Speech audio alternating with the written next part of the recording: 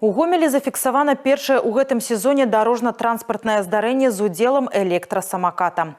Пацярпелі двое падлеткаў 15 і 17 гадоў. Сутыкненне адбылося ўвечары 21 сакавіка на вуліцы Савецкай.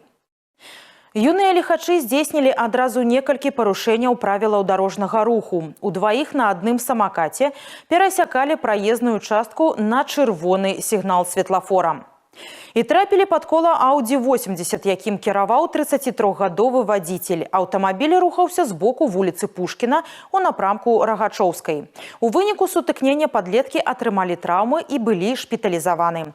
Па факце здарэння у Гомельскім абласным упраўленні ДАІ правялі рабочую нараду з удзелам кіраўніцтва горада і прадстаўнікоў кікшерынгавых кампаній. Внесены предложения о корректировке решения Гомельского городского исполнительного комитета по порядку использования средств персональной мобильности в части скоростных ограничений, в том числе при передвижении через пешеходные переходы, как регулируемые, так и нерегулируемые, а также мест для стоянки средств персональной мобильности. Было принято решение о том, что в срок до 10 апреля будут внесены корректировки в решение Гомельского горосполкома, а также на текущей неделе будут внесены изменения в Google карты в части ограничения скорости движения на средствах персональной мобильности. Ближайшая неделя будет довольно активной.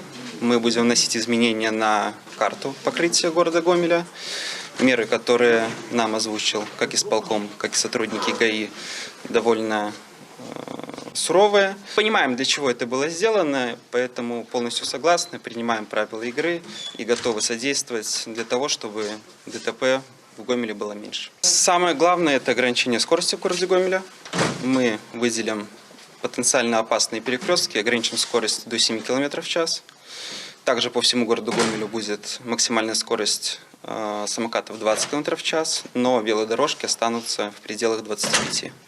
Также довольно много мест выделено в городе Гомеле со скоростью до 10 км в час. Ограничиваются детские парки для движения. Спецыялісты звяртаюцца з просьбай да бацькоў растлумачыць дзецям асноўныя правілы бяспечных паводзінаў.